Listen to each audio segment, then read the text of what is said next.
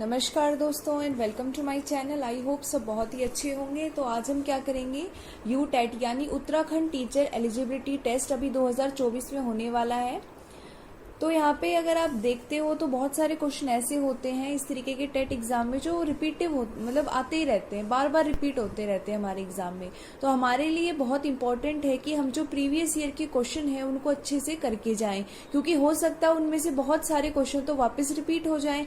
तो आज हम क्या करेंगे, CDP यानी चाइल्डहुड डेवलपमेंट एंड पेडागोजी, इसके जो प्रीवियस ईयर क्वेश्चन है उनको करेंगे यहाँ पे सॉल्व। और ये जो पेपर है ये है 2019 का। तो लगभग 5 साल के पेपर तो आपको करके ही जाना चाहिए, तभी आपको यहाँ पे फायदा देखने को मिलेगा। तो हम स्टार्ट करते हैं। चाइल्डहुड डेवलपमेंट या सिंपली कह सकते हैं चाइल्ड डेवलपमेंट एंड पेडागोजी, बाल विकास एवं शिक्षण विज्ञान। तो यहाँ पे आपको हिंदी और इंग्लिश दोनों में, आप जैसा जानते हैं आपके क्वेश्चन आते हैं, तो दोनों में आपको यहाँ पे देखने को मिलेंगे। बाइलिंगुअल आपका पेपर आता है। तो सबसे पहले क्वेश्चन में कहा गया है, who is the father of psycho analytic system, कि जो साइको एनालिटिक सिस्टम होता है उसके पिता किसको जाना जाता है, जन्मदाता कौन है, किसका, मनोविश्लेषणात्मक का।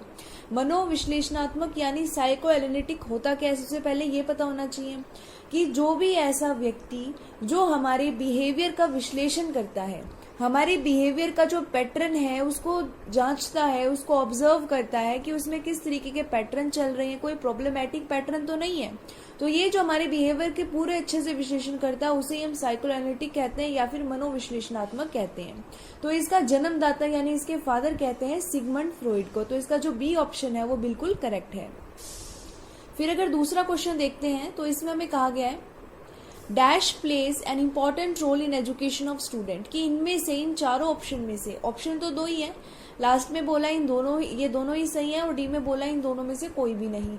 तो हमें कहा है कि हेरिडिटी और इन्वायरमेंट या फिर दोनों में से कोई भी नहीं जो विद्यार्थी होते हैं इनकी शिक्षा में महत्वपूर्ण भूमिका निभाता है। तो आपको पता है हेरिडिटी और इन्वायरमेंट यानी आनुवांशिकता और वातावरण दोनों ही मिलकर हमारे जो स्टूडेंट है इसकी पर्सनैलिटी, इसका बिहेवियर बनाते हैं। एक स्टूडेंट क्या होता है, स्टूडेंट होता ही हेरिडिटी है, उसको जो मिलता है अनुवांशिकता, जो भी चीजें उसे पेरेंट्स या एंसेस्टर से मिली है वो खुद होता है। और इन्वायरमेंट जो हम इसे प्रोड्यूस करवाते हैं, यहाँ पे हम जो इसको देते हैं इन्वायरमेंट, वातावरण जो है हम मौजूद करवाते हैं आसपास, जो प्रोवाइड करते हैं बच्चे को इन्वायरमेंट, उसी के अंदर उसकी डेवलपमेंट होती है। तो हेरिडिटी और इन्वायरमेंट दोनों को अलग किया ही नहीं जा सकता, दोनों ही महत्वपूर्ण भूमिकाएं निभाते हैं, इसलिए हेरिडिटी भी सही है और इन्वायरमेंट भी। तो सी ऑप्शन इसका सही है कि both of the above plays an important role in the education of students. ठीक है, फिर अगर आगे चलें तो थर्ड क्वेश्चन में हमें कहा गया है, कोग्निटिव डेवलपमेंट मीन्स, कि संज्ञानात्मक विकास का तात्पर्य क्या है।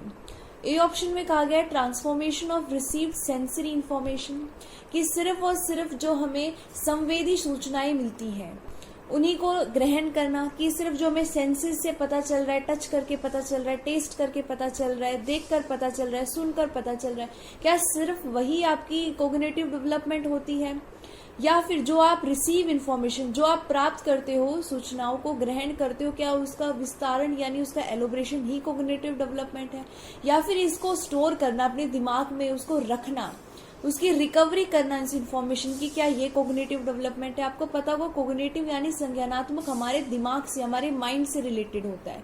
तो इसमें हर एक वो चीज आ जाती है जब हम इन्फॉर्मेशन को रिसीव करते हैं, उसको रिप्रोड्यूस करते हैं, उसको स्टोर करते हैं, उसकी रिकवरी करते हैं, उसको एलोब्रेट करते हैं, इंटरप्रेट करते हैं, सारी चीजें क्या आ जाती हैं, कोग्निटिव डेवलपमेंट में आ जाती हैं। इसलिए इसका डी ऑप्शन बिल्कुल सही है, all of the above are right. Means ये जो तीनों है, यही तीनों मिलकर क्या बनाते हैं, हमारा संज्ञानात्मक विकास करते हैं।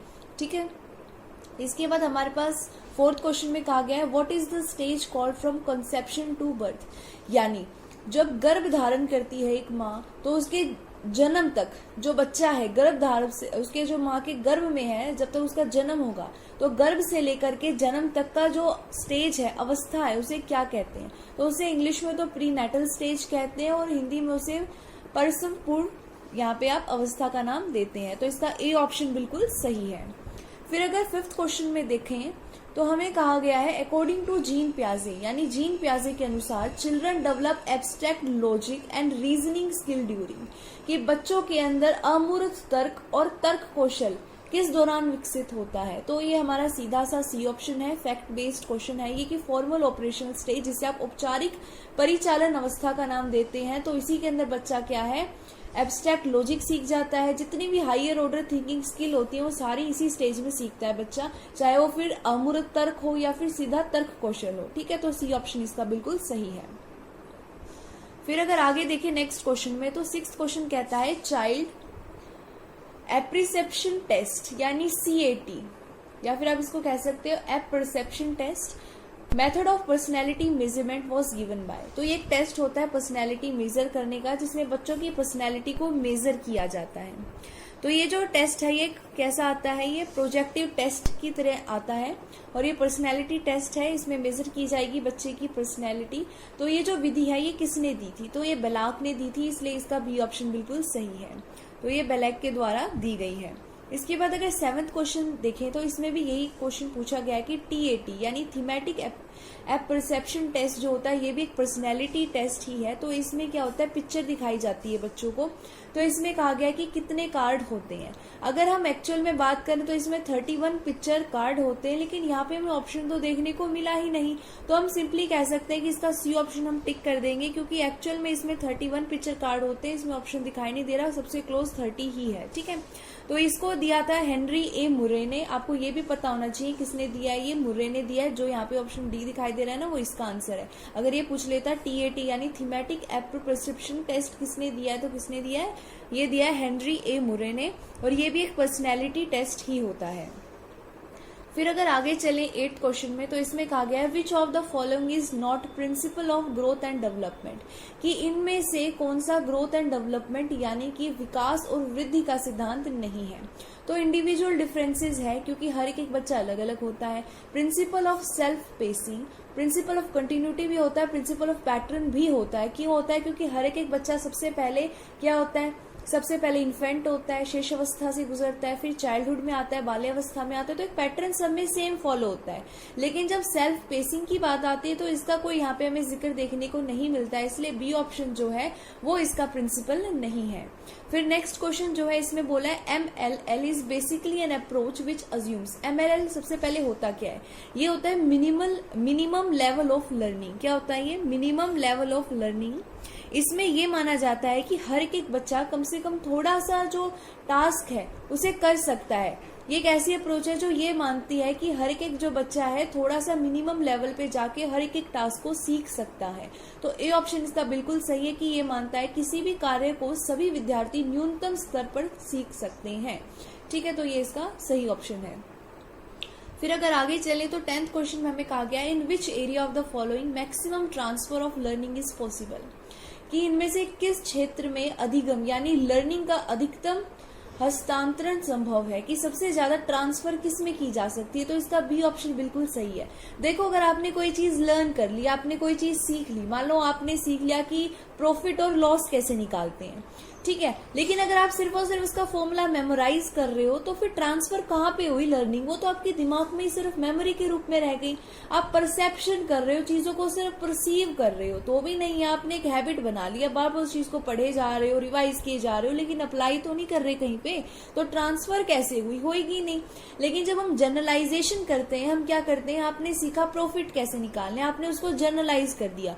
अब आगे अब आप जैसे बाजार में जाते हो, आपको बोल रहे हैं कि आपको इसमें इतना प्रॉफिट मिलेगा, इतना लॉस हो जाएगा, आपने उस चीज को जनरलाइज कर दिया, फिर आप उस चीज को अप्लाई भी कर पाओगे। तो इसीलिए हम कहते हैं कि जब आप उसको अप्लाई करोगे, पहले आपने चीजें लर्न कर ली, बाद में जब आपने उसको जनरलाइज किया तो आप उसको ट्रांसफर कर पा रहे हो, जब वैसी सिचुएशन आपकी लाइफ में सच में आ रही है। तो इसीलिए हम कहेंगे सबसे ज्यादा मैक्सिमम ट्रांसफर ऑफ लर्निंग किसमें होता है, जनरलाइजेशन यानी सामान्यीकरण में होता है। इसके बाद अगर नेक्स्ट क्वेश्चन देखिए, इसमें बोला है अकॉर्डिंग टू पियाजे pre conceptional and intuitive period is related to. तो वैसे तो ये प्री ऑपरेशनल स्टेज में आएगा, यहाँ पे हमें ऑप्शन देखने को नहीं मिल रहा है, तो हम इसमें नन ऑफ द अबव में जाएंगे। इसके बाद नेक्स्ट है हमारे पास drive theory of motivation was given by. तो इसे किसने दिया है, तो आपको पता होना चाहिए कि ये कार्ल हल ने दी है, तो ये ऑप्शन भी हमें यहाँ देखने को नहीं मिल रहा है। ठीक है, इसके बाद अगर हम आगे देखते हैं फिर हमें कहा गया है 13 क्वेश्चन में concept of intelligence question IQ has been presented by, कि जो बुद्धि लब्धि का प्रत्यय प्रस्तुत किसने किया ये पूछा है। तो अगर आप देखते हो तो आपको बहुत जगह दिखाई देगा कि बिने लिखा हुआ है, आपको बहुत जगह दिखाई देगा कि लोग बोलते हैं कि IQ का जो फैक्टर है, IQ का जो क्वेश्चन है, ये किसने दिया है, ये दिया है अल्फ्रेड बिने ने। लेकिन यहाँ पे हमें ऑप्शन देखने को नहीं मिल रहा, तो इसमें हम सी ऑप्शन करेक्ट करेंगे। क्यों?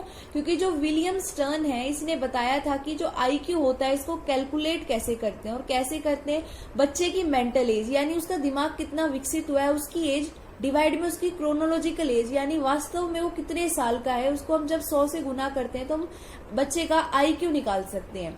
तो ये जो फॉर्मूला है ये विलियम स्टर्न ने दिया था, इसीलिए इस ऑप्शन में हम इसको टिक करेंगे। या तो आपको विलियम स्टर्न देखने को मिल जाएगा आंसर में, या फिर आपको बिने मिल जाएगा। बिने मिलेगा तो बिने टिक कर देना, वरना विलियम स्टर्न टिक करोगे। ठीक है। फिर अगर 14 क्वेश्चन देखते हैं तो इसमें कहा गया है multiple intelligence theory was propounded bye, कि ये जो मल्टीपल इंटेलिजेंस की थ्योरी है ये किसने दी थी, बहुबुद्धि का सिद्धांत किसने दिया था। तो आपको पता होना चाहिए ये गार्डनर यानी होवर्ड गार्डनर ने दिया था, जिसमें इन्होंने 7+1, पहले तो इन्होंने 7+1 यहाँ पे बात की थी इंटेलिजेंस की, बाद में एक और इन्होंने ऐड कर दिया था एग्जिस्टेंशियल, तो बाद में इन्होंने 9 जो यहाँ पे इंटेलिजेंस है टोटल इसकी बात की है। ठीक है। तो आगे देखते हैं 15 क्वेश्चन में कहा गया identify the category which does not describe type of transfer of learning. तो ये तो अलग से टॉपिक है type of transfer of learning, जिसमें बताते हैं कि ट्रांसफर ऑफ लर्निंग का मतलब क्या है, कि जब हम किसी भी चीज को सीखते हैं तो उस चीज का क्या हमारा प्रभाव होता है किसी और चीज को सीखने में, वही ट्रांसफर ऑफ लर्निंग होती है कि हम एक सीखी हुई चीज को कैसे अप्लाई कर सकते हैं दूसरी चीज सीखने के लिए।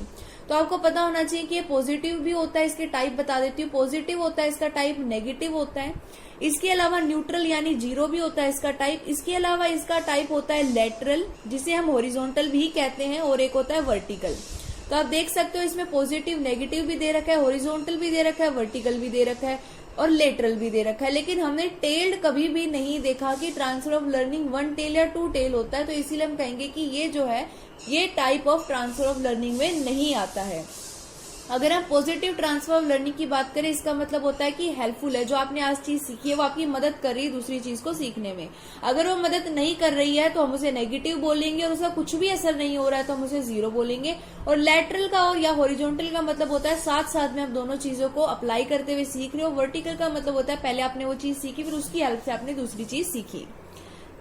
इसके बाद अगर हम आगे चलें तो 16th क्वेश्चन में हमें कहा गया है if a child has mental as of 5 year, किसी बच्चे की जो दिमागी यानी मानसिक आयु है वो 5 वर्ष है और उसकी क्रोनोलॉजिकल एज यानी वास्तव में वो 4 साल का है, तो उसका IQ क्या होगा 4 years, then what will be IQ of child. ये बोला है कि उसका फिर इंटेलिजेंस क्वेश्चन क्या होगा। अभी निकालना सिखाया था कि मेंटल एज डिवाइड में क्रोनोलॉजिकल एज को आपको 100 से मल्टीप्लाई करना है, ये आपका चला जाएगा 25 से।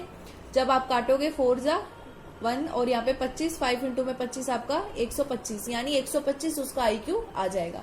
फिर नेक्स्ट 17 क्वेश्चन में कहा गया है Thorndike has not given this law of learning. ये थॉर्नडाइक ने सीखने का यह नियम नहीं दिया, इनमें से कौन सा नियम नहीं दिया? तो रेडीनेस भी दिया था, इफेक्ट भी दिया था, एक्सरसाइज भी दिया था, ऑब्जर्विंग नहीं दिया, तो सी ऑप्शन इसका सही आएगा। और याद दिला दो तो थॉर्नडाइक की कौन सी वाली थ्योरी है? ट्रायल एंड एरर, यानी करते रहो, गलती करो और सीखते रहो। ठीक है। इसके बाद अगर आगे चलते हैं तो 18th क्वेश्चन में हमें कहा गया है which of the following is related with teaching skill. ये शिक्षण कौशल से संबंधित निम्न में से कौन सा है? तो आपको पता है ब्लैक बोर्ड राइटिंग भी एक स्किल में आता है, सॉल्विंग क्वेश्चन भी हम ले लेंगे क्योंकि जो बच्चे हमें क्वेश्चन प्रोवाइड करते हैं उसमें भी हमें स्किल की जरूरत ही पड़ती है, और बच्चों से किस प्रकार से क्वेश्चन पूछने हैं वो भी एक स्किल का ही हिस्सा है, इसलिए हम डी ऑप्शन पे जाएंगे ऑल ऑफ दीज।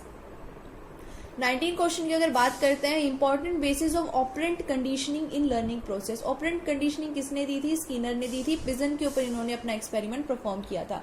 तो इसके ऊपर मेन ये था कि वो जो पिजन है मेन फोकस हमारे रिस्पॉन्स पे था कि वो किस प्रकार की क्रिया हमें करके दिखाएगा। तो वो कब करेगा क्रिया? देखो अगर यहाँ पे ऐसे था पिजन, ये कबूतर था तो ये आगे इधर आया तो इसको रीइंफोर्समेंट दी, फिर वो क्या करेगा इसी डायरेक्शन में आना स्टार्ट हो जाएगा, फिर वो इधर आएगा फिर रीइंफोर्समेंट दी, यानी कि हमने क्या किया उसको फिर से यहाँ पे बढ़ावा दिया, फिर हम देंगे। तो इसका मतलब यहाँ पे अगर रिस्पॉन्स लिखा होता तो हम रिस्पॉन्स टिक करते, लेकिन यहाँ पे री-इन्फोर्समेंट है तो यहाँ री-इन्फोर्समेंट के ऊपर हम जाएंगे। इसके बाद आता है हमारे पास standard time duration of a micro teaching cycle. सूक्ष्म शिक्षण के चक्र को पूरा होने की समयावधि का मान है। अब आप बताओ कितना होता है? इसका आपका सही आंसर है 36 मिनट्स। ये जो आपकी माइक्रो टीचिंग की साइकिल होती है वो 36 मिनट की होती है, जिसके अंदर फर्दर डिवाइड होता है कि पहले आप प्लानिंग भी करोगे, पढ़ाओगे भी, फीडबैक भी दिया जाएगा। आपको ओवरऑल ये कितनी की होती है? 36 मिनट की होती है। ठीक है। अब उसके बाद है 21 question, which method is effective in identification of problematic children, कि इनमें से किस तरीके से हमारे को बहुत ज्यादा हेल्प मिलेगी कि हम पता कर पाएंगे किस बच्चे को तकलीफ हो रही है, प्रॉब्लम हो रही है, ठीक है, समस्या हो रही है। तो एक डेवलपमेंट स्केल अगर आप बना लोगे कि ये हमें, आपने जैसे मान लो ये स्केल बना लिया डेवलपमेंट का, और कोई भी बच्चा जो है इससे डाइविएट होगा, यानी इससे दूर जाने की कोशिश करेगा, उसके आंसर्स, उसके जो बिहेवियर है उसमें बहुत बदलाव आएगा, तो हम पहचान पाएंगे कि भाई इस बच्चे को कोई ना कोई समस्या है। आप केस स्टडी कर सकते हो, पूरी डिटेल से उस बच्चे के बारे में स्टडी कर सकते हो, आप सिस्टमेटिक ऑब्जर्वेशन कर सकते हो कि क्लास में कैसा बिहेव कर रहा है, ग्राउंड पे कैसा कर रहा है। तो ये सिस्टमेटिक ऑब्जर्वेशन भी बहुत हेल्पफुल है। तो तीनों ही बहुत जरूरी है बच्चे को पहचानने के लिए, उसकी समस्या को पहचानने के लिए, कोई प्रॉब्लम तो नहीं है, उसके बिहेवियर को ऑब्जर्व करने के लिए। से ऑल ऑफ द अबव इसका सही उत्तर है। इसके बाद अगर नेक्स्ट क्वेश्चन देखें, सोशियो कल्चरल थ्योरी यानी सामाजिक सांस्कृतिक सिद्धांत जो है किसने दिया है? तो ये विगोत्स्की ने दिया है। फिर आता है 23rd क्वेश्चन, इसमें कहा गया which type of student are included in inclusive education. Inclusive education में किस प्रकार के बच्चों को यहाँ पे शामिल किया जाता है?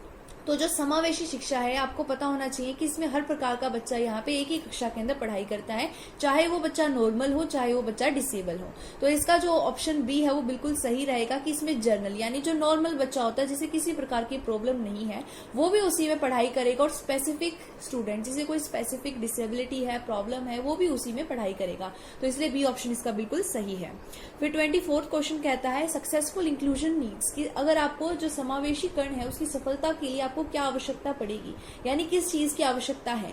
क्या सिर्फ कैपेसिटी बिल्डिंग से काम चल जाएगा, या सिर्फ पेरेंट्स को इन्वॉल्व करने से, या मोटिवेशन से? जब हमें सब कुछ करना पड़ेगा, यानी जब हम सब कुछ एक साथ ही करेंगे तभी जाके हमें सक्सेसफुल देखने को मिलेगा। हमें बच्चों के अंदर कैपेसिटी, टीचर्स के अंदर भी क्षमता जो है वो निर्माण करनी पड़ेगी, अभिभावकों की भी भागीदारी लानी पड़ेगी, और बच्चों को मोटिवेट भी करना पड़ेगा, खुद भी टीचर को मोटिवेट रहना पड़ेगा, तब जाके ये जो सक्सेसफुल होगा इंक्लूजन। तो इसलिए ऑल ऑफ द अबव इसका बिल्कुल सही आंसर है। फिर 25th क्वेश्चन में कहा गया कंसेप्ट ऑफ मेंटल रिटार्डेशन, इसकी मेंटल रिटार्डेशन मानसिक मंदता क्या होता है? इसका मतलब ये होता है कि जो आपकी एक एवरेज मेंटल एबिलिटी है उसे जब बच्चा थोड़ा कम हो जाता है, नीचे हो जाता है, नीचे की ओर जाता है, कम रखता है अपनी मानसिक योग्यताओं को, तब हम कहते हैं कि वो मेंटली रिटार्डेड है। अगर हम 26 क्वेश्चन देखें तो इसमें कहा है a teacher should be well versed with the theories of learning, because ये जो एक टीचर है, एक अध्यापक है, उसे अधिगम के सिद्धांतों का भली भांति ज्ञान क्यों होना चाहिए? इसलिए होना चाहिए ताकि वो बच्चों के एटीट्यूड्स को और इंटरेस्ट को समझ पाए, तभी वो बच्चों को अच्छे से पढ़ा सकता है, उनकी नीड्स को कैटर कर सकता है और उनकी लर्निंग स्टाइल को समझ सकता है। इसके बाद अगर हम आगे चलें तो हमें क्वेश्चन देखने को मिलता है 27, जिसमें कहा गया है who should select the instructional material, ये जो शैक्षणिक सामग्री है उसका चयन किसे करना चाहिए? तो वो टीचर को करना चाहिए, क्योंकि उसे ही पढ़ाना है, वही सबसे ज्यादा डायरेक्ट कांटेक्ट में रहता है अपने स्टूडेंट्स के। इसके बाद अगर आगे देखें तो 28 क्वेश्चन में कहा गया है main M of schooling should be, कि स्कूल का मेन जो एम है, उद्देश्य है, वो क्या होना चाहिए? तो वो होना चाहिए कि जो बच्चे हैं वो अपनी क्षमताओं को अर्जित कर सकें, जो उनकी कॉम्पिटेंसीज है उन्हें बढ़ा सके, अपनी पोटेंशियलिटीज को बढ़ा सकें, और ऐसा इंसान बन सके जिसकी सोसाइटी में सच में वैल्यू हो, और वो खुद भी अपना जो जीवन है वो अच्छे से व्यतीत कर सके। एक जो ऑल ओवर डेवलपमेंट होती है यहाँ पे उसकी बात आ जाती है। फिर 29th क्वेश्चन अगर देखें तो success of inclusive education depends upon, अब ये पहले भी आया था ऐसा क्वेश्चन, उसमें ऑप्शंस अलग थे कि जो इंक्लूसिव एजुकेशन है, सम्मिलित शिक्षा है, या फिर आप समावेशी शिक्षा कह सकते हैं, तो उसकी सफलता किस पर निर्भर करती है? तो वो डिपेंड करती है टीचर्स के ऊपर कि टीचर्स का एटीट्यूड कैसा है। अगर टीचर ही वेलकम नहीं करेगा बच्चों को, टीचर ही उसको एक रिसोर्स की तरह नहीं लेगा, खुद मेहनत नहीं करेगा, खुद मोटिवेट नहीं रहेगा, क्योंकि एक टीचर ही क्या करता है, डायरेक्ट कॉन्टेक्ट में रहता है बच्चों के, तो टीचर का एटीट्यूड चेंज होना बहुत ही ज्यादा जरूरी है। लास्ट क्वेश्चन देखते हैं 30 क्वेश्चन, इसमें कहा गया है education of girls need to be given priority because, कि जो बालिकाओं की शिक्षा को प्राथमिकता दी जानी चाहिए क्योंकि। तो जो बालिकाएं हैं यानी गर्ल्स हैं, उनकी शिक्षा को प्राथमिकता क्यों दी जानी चाहिए? पहली बात तो ये जो क्वेश्चन है वो जेंडर ब्यास है थोड़ा सा, लेकिन अगर हम एक्चुअल में देखें सोसाइटी के हिसाब से तो इसका सी ऑप्शन बिल्कुल सही रहेगा, क्योंकि पहले यानी पास्ट में गर्ल्स के साथ डिस्क्रिमिनेशन हुआ था, ठीक है, भेदभाव किया जाता था, गर्ल्स को इतने अवसर नहीं दिए जाते थे पढ़ने के, इसीलिए हो सकता है कि जो लड़कियां हैं वो कहीं ना कहीं थोड़ी पीछे रह गई हो लड़कों से। लेकिन आजकल हम देख रहे हैं कि टाइम बदल चुका है और लड़कियां कहीं ना कहीं आगे ही जा रही हैं लड़कों से, तो अब वो डिस्क्रिमिनेशन खत्म हो चुका है। लेकिन इस क्वेश्चन के अकॉर्डिंग सी ऑप्शन बिल्कुल सही रहेगा, क्योंकि जो पिछले पास्ट यानी जो हमारी कह सकते हैं भूतकाल जो था उसमें लड़कों की तुलना में लड़कियों के साथ भेदभाव किया जाता था, इसीलिए लड़कियों को जो उनकी शिक्षा है उसके साथ उनको प्राथमिकता दी जानी चाहिए। ठीक है, तो ये आज हमने कंप्लीट किया है यूटेट का सीडीपी पोर्शन 2019 का। आई होप इसमें से क्वेश्चन जो है इनके माध्यम से आपके कंसेप्ट भी थोड़े क्लियर हुए होंगे और आपको अच्छा भी लगा होगा। तो आपने अगर अपने क्वेश्चन जो खुद अटेम्प्ट किए थे तो नंबर लिखना आपके कमेंट बॉक्स में कि आपके नंबर कितने आए थे। Thank you for watching.